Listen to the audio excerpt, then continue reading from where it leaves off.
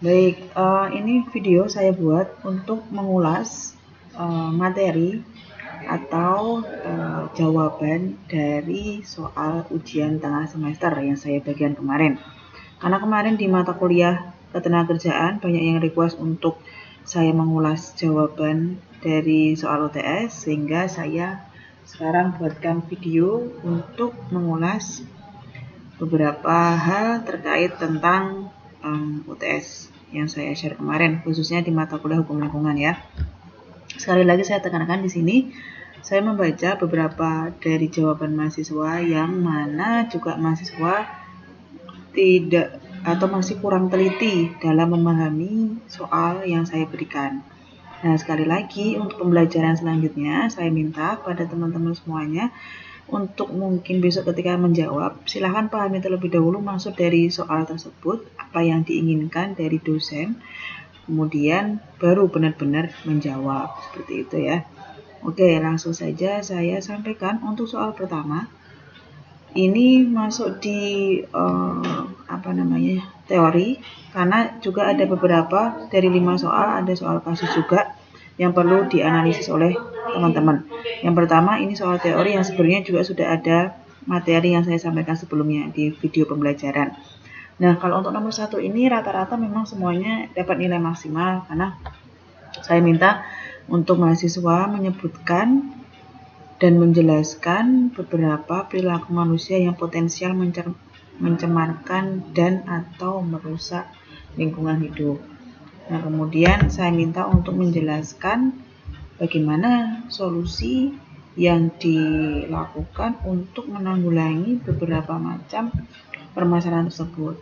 Oke, rata-rata sudah benar, beberapa menyebutkan bahwa ada terjadi terkait tentang yang potensial mencemarkan ya, seperti membuang sampah yang tidak sesuai dengan aturan, tidak pada tempatnya, kemudian menebang hutan secara sembarangan, kemudian menggunakan kantong plastik secara berlebihan, kemudian membuang limbah yang mana limbah tersebut mengandung kandungan bahan kimia yang dapat membahayakan masyarakat, dan berbagai macam persoalan yang menyebabkan atau berpotensi untuk mencemarkan dan merusak lingkungan. Dan juga solusinya, saya rasa ini saya tidak perlu jelaskan karena beberapa dari mahasiswa sudah tepat dalam menjawab, dan beserta solusinya yang disampaikan juga sudah tepat dalam menjawab.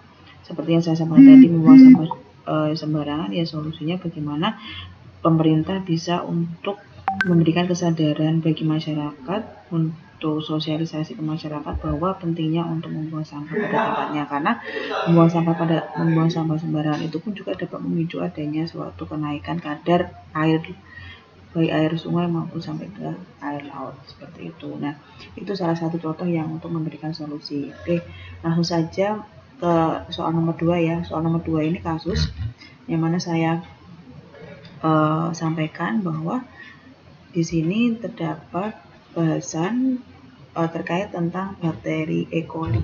Bakteri E. coli merupakan salah satu bakteri yang mengandung bahan berbahaya dan beracun.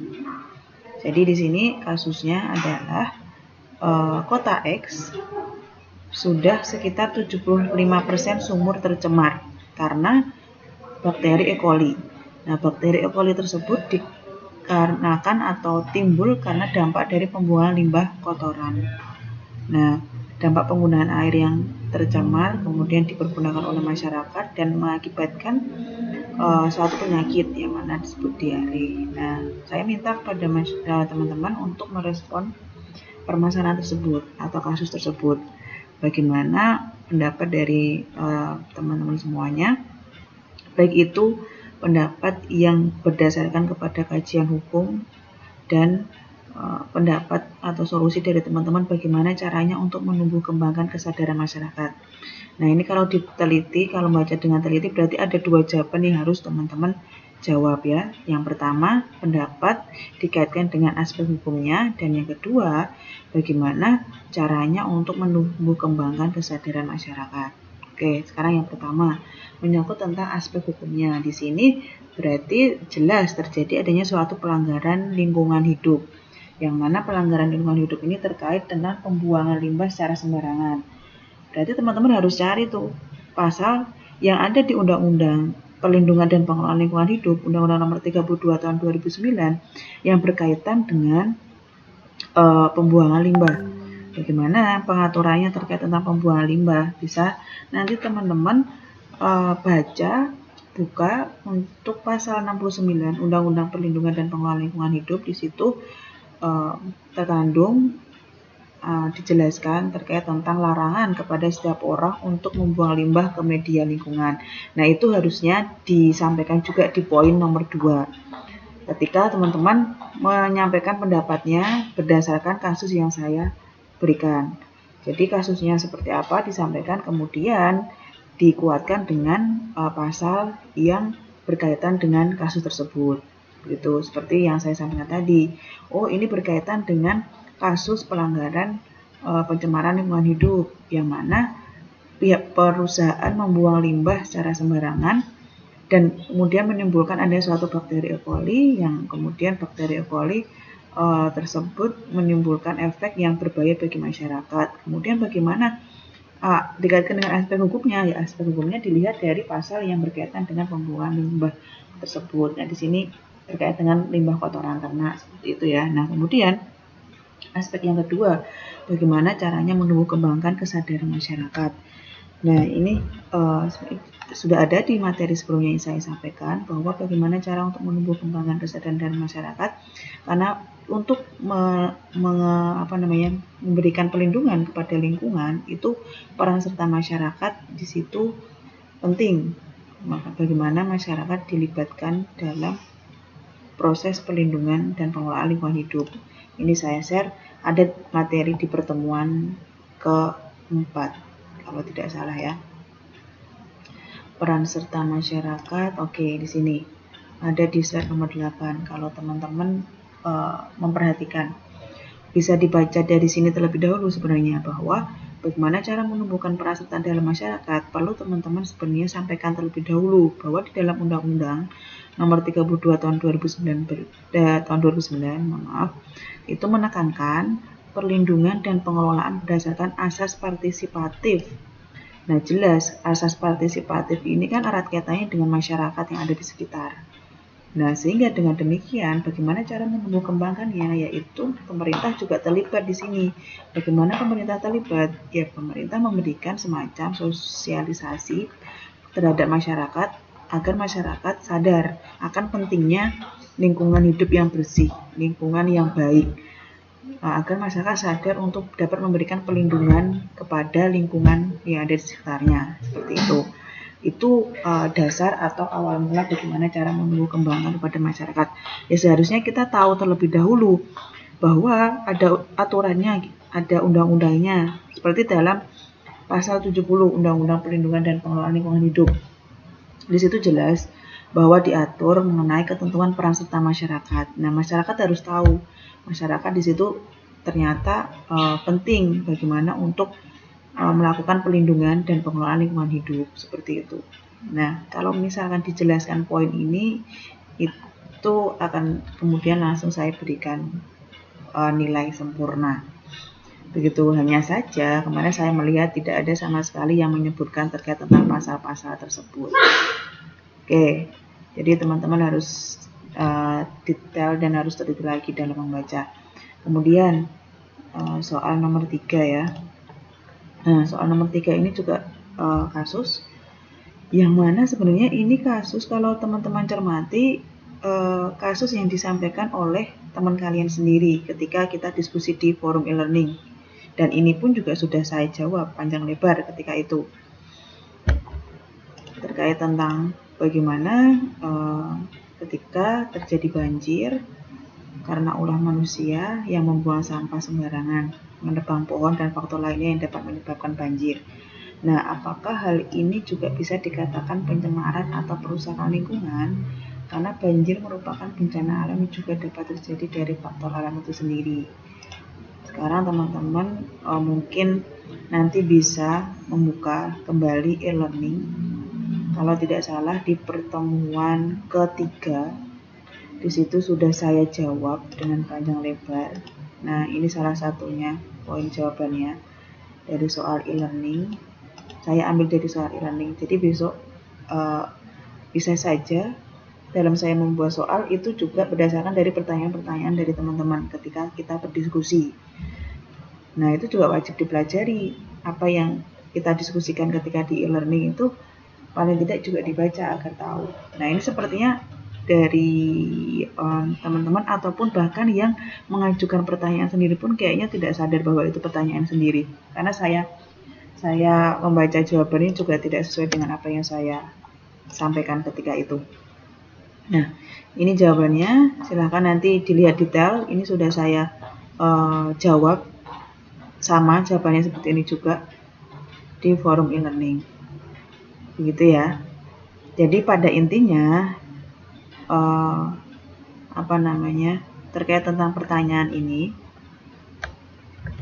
intinya teman-teman itu harus ingat, itu dapat dikatakan sebagai pencemaran atau kerusakan lingkungan jika ini saya sampaikan di dalam pasal 20 Undang-Undang Perlindungan dan Pengelolaan Lingkungan Hidup. Setiap orang diperbolehkan untuk membuang limbah ke media lingkungan hidup dengan persyaratan memenuhi baku mutu lingkungan hidup dan mendapat izin dari pemerintah, baik menteri, gubernur, dan bupati atau wali kota sesuai dengan kewenangannya. Jadi dengan demikian terkait tentang hal tersebut, membuang limbah, ini kan juga membuang sampah kan juga termasuk adanya limbah. Oke. Di sini ada ketentuan memenuhi baku mutu lingkungan hidup. Ini yang poin penting, baku mutu lingkungan hidup. Jadi ketika ternyata bisa dibuktikan bahwa penyebab banjir tersebut itu dilakukan oleh oknum, yang mana oknum tersebut membuang sampah secara sembarangan dan diketahui oleh masyarakat, dan ternyata sampah yang dibuang itu tidak sesuai dengan baku mutu lingkungan hidup atau tidak sesuai dengan ukuran yang sudah ditentukan dalam dalam suatu rancangan perundang-undangan. Nah, itu bisa dikatakan itu merupakan suatu pencemaran atau kerusakan lingkungan. Tetapi karena ada dua macam di sini. Kerusakan lingkungan hidup bisa dikategorikan dalam dua faktor, baik karena alam itu sendiri maupun karena ulah manusia. Kalau alam itu pun juga bisa saja terjadi seperti longsor, gempa bumi, kemudian gunung meletus. Itu faktor yang alami dari alam. Tapi ini bisa saja ketika ada banjir, sungai meluap karena memang ada oknum dari adanya pembuangan sampah ataupun penebangan hutan. Nah, itu bisa dikatakan sebagai pencemaran atau kerusakan lingkungan. Ketika memang masyarakat bisa atau pemerintah bisa membuktikan bahwa itu yang menyebabkan adalah orang ataupun instansi atau suatu oknum tertentu, begitu ya. Asalkan juga sudah ada standarnya bagaimana baku mutu lingkungan hidup itu juga sudah ditetapkan. Seperti itu. Nah, ini poin yang inti bahwa pemerintah harus terlebih dahulu menetapkan baku mutu lingkungan untuk setiap lingkungan, misalnya baku mutu air sungai atau udara di suatu daerah. Ketika pemerintah belum menetapkan baku mutu tersebut, maka konsekuensinya secara hukum adalah tidak dapat menentukan apakah terjadi pencemaran dan atau kerusakan lingkungan, seperti itu. Sehingga apabila keadaan lingkungan telah ada di atas ambang batas baku mutu lingkungan hidup, maka lingkungan tersebut telah rusak atau tercemar. Jadi intinya teman-teman semuanya, ketika pemerintah sudah menetapkan baku mutu tersebut dan ternyata sudah melebihi baku mutu lingkungan hidup, bisa dikatakan jelas bahwa itu pencemaran atau kerusakan lingkungan hidup. Jadi kita tidak serta-merta bisa mengatakan bahwa itu tercemar, itu rusak, itu tidak.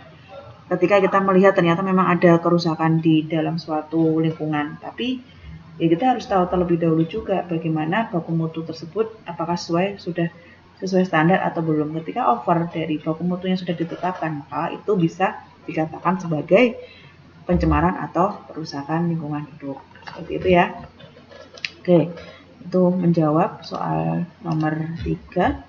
Kemudian lanjut ke soal nomor 4. Nah, ini jelas sekali sudah saya sebutkan juga namanya.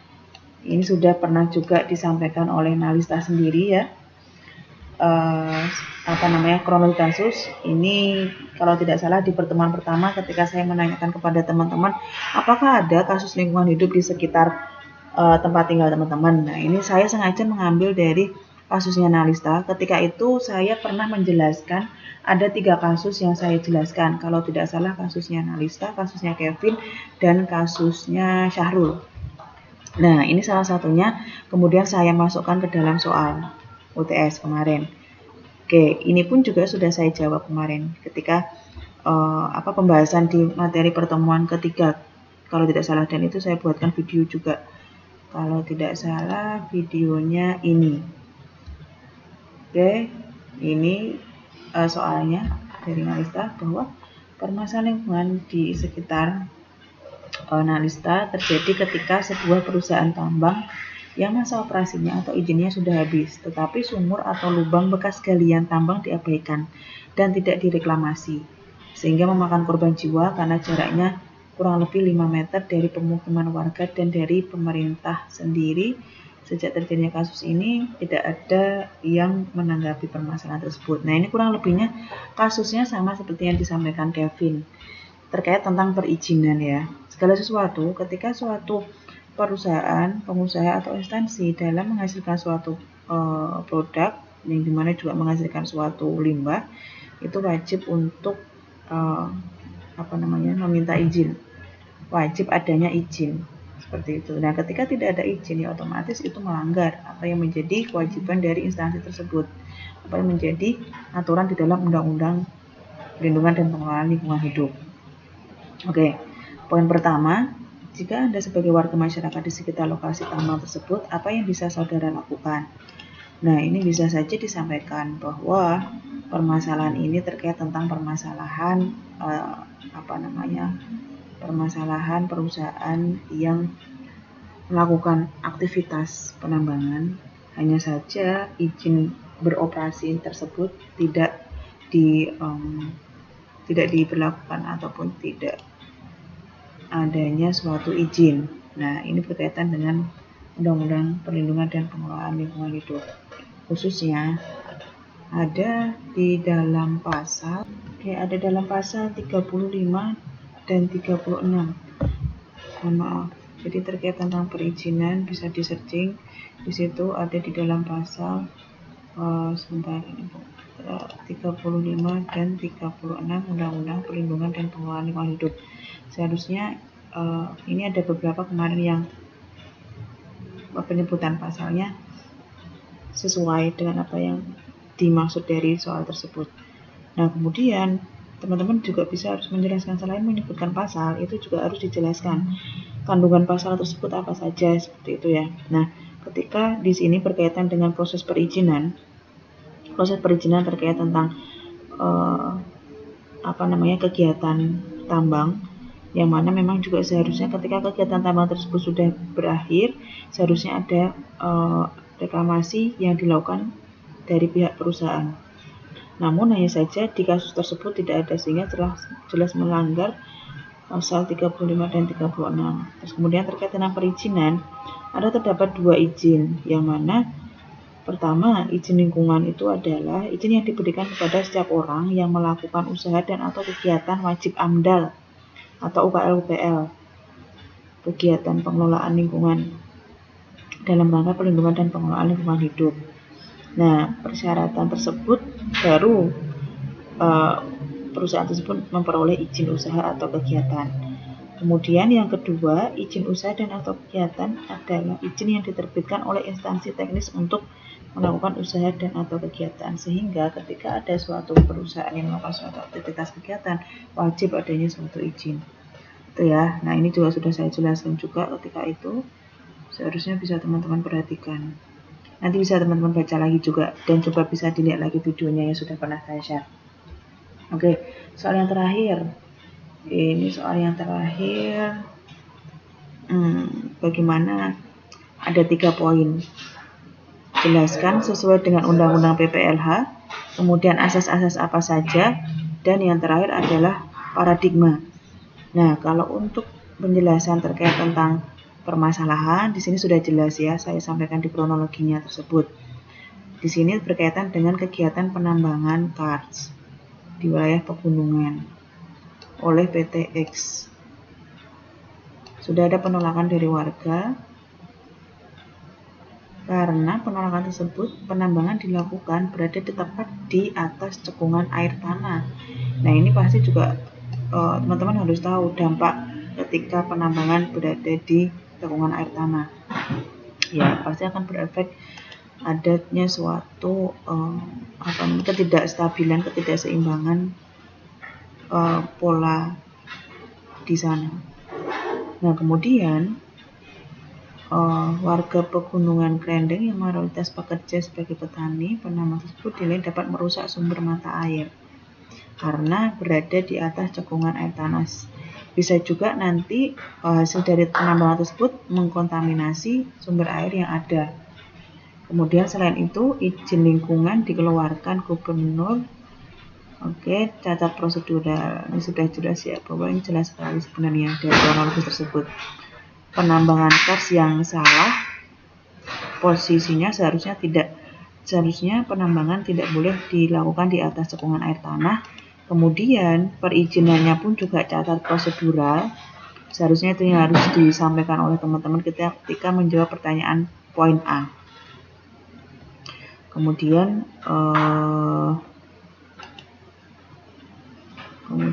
selain itu, monggo dijelaskan terkait tentang pasal atau undang-undang yang berkaitan dengan perizinan, sama seperti yang saya sampaikan di poin atau nomor 4 tadi, dan monggo jelaskan juga undang-undang atau pasal yang berkaitan dengan bagaimana pola atau aktivitas warga itu agar tidak menyebabkan pencemaran air ataupun tidak melakukan adanya suatu kerusakan yang ada di lingkungan hidup, seperti itu. Nah, mungkin bisa saya contohkan untuk nomor 5, pasal yang terlanggar di sini bisa disampaikan terkait dengan pasal 1 angka 35 Undang UU PPLH.